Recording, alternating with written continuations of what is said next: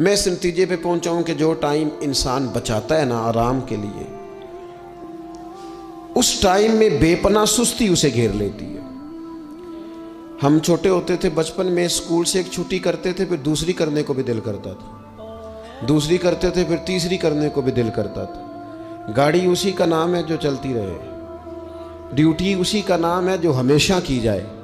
زندگی میں مسلسل جد و جہد کریں گے، مسلسل کام کریں گے، اس کا نتیجہ یہ نکلے گا کہ آپ محسوس کریں گے کہ آپ کا وجود جو ہے وہ بڑی صلاحیتوں والا ہے، وہ بیکار نہیں ہے۔ مسلسل کام۔ آپ انبیاء کرام علیہ السلام کی زندگی دیکھیں، صحابہ کی زندگیاں دیکھیں، اہل بیت کی دیکھیں، اولیاء اللہ کی دیکھیں، بزرگان دین کی دیکھیں، آپ دیکھیں کہ انہوں نے کام کتنا کتنا بڑا کیا ہے۔ ہم کبھی ان کو پڑھتے ہیں تو حیران ہو جاتے ہیں کہ یار اتنے مختصر وقت میں اتنا زیادہ کام تو ممکن ہی نہیں۔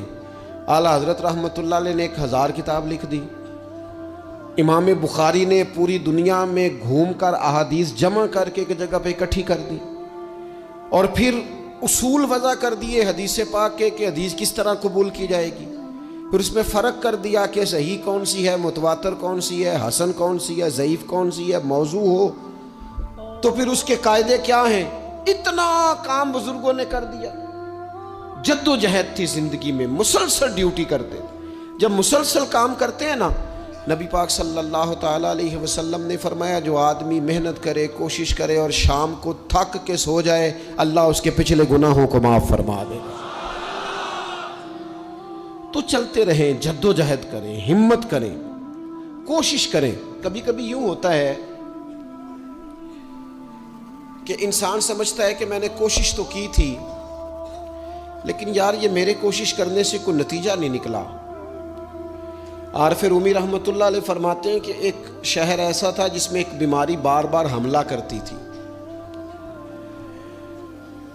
تو 3-4 پہاڑیاں ایک دوسرے کے اوپر تھیں، اکٹھے پہاڑ بنے ہوئے تھے، اس کے اوپر وہ جڑی بوٹی تھی جس سے اس بیماری کا علاج ہوتا تھا۔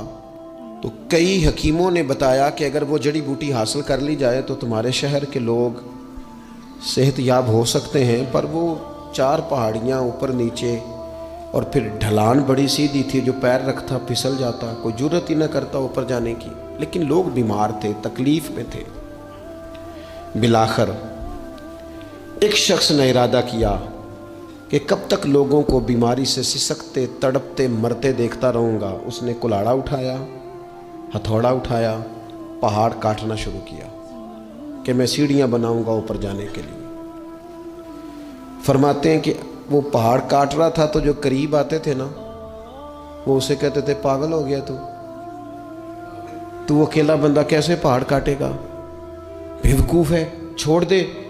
اس نے کہا یار تم ساتھ نہیں چل سکتے تو حوصلہ شکنی تو نہ کرو، مجھے کچھ کرنے تو دو۔ سالوں لگ گئے، ایک پہاڑ کاٹ کے سیڑھیاں بنائی اس نے، پھر دوسرا پہاڑ شروع کیا، پھر سالوں لگ گئے، اور 2 پہاڑ کاٹے تھے، بڑھاپا آ گیا، بیمار ہو گیا، موت کا وقت آ گیا۔ اب چونکہ سیڑھیاں بن گئی تھی تو 2 پہاڑ کٹ گئے تھے، وہاں تک لوگ آنے جانے لگے تھے۔ این اس وقت جب وہ دنیا سے جا رہا تھا، پھر بھی کچھ لوگ حوصلہ شکنی کر رہے تھے، اسے کہہ رہے تھے خدا کے بندے کیا نتیجہ نکلا۔ کچھ لوگوں کی ڈیوٹی ہوتی ہے اپوزیشن کا کردار ادا کرنا، وہ ہر موقع پر حوصلہ شکنی کرتے۔ اب اس پر آخری وقت آ گیا ہے، باوجود اس کے کچھ لوگوں نے جا کے کہا کیا نتیجہ نکلا جی، تیرے اوپر موت کا وقت آ گیا ہے، تو اوپر تک تو جا نہیں سکا، فائدہ کیا ہوا؟ وہ کہنے لگا بیوقوفو تمہیں پتہ ہی نہیں میں کامیاب ہو کے جا رہا ہوں۔ انہوں نے کہا کس طرح؟ کہنے لگا میں نے آدھا سفر آسان کر دیا ہے، اب جو میرے بعد آئے گا نا اسے 0 سے نہیں شروع کرنا پڑے گا، میں نے آدھا سفر اس کے لیے آسان کر دیا۔ وہ تیسرے پہاڑ سے شروع کرے گا، 2 کاٹے گا تو جڑی بوٹی تک پہنچ جائے گا، لوگوں کو شفا ہونے لگے گی اللہ کے فضل سے۔ ہم پتہ کیا کرتے ہیں، بالخصوص میرے وطن کا رواج یہ ہے کہ لوگ آدھا سفر بھی آسان کرنے کو تیار نہیں، وہ کہتے نہیں سارا ہی فلانا کرے گا۔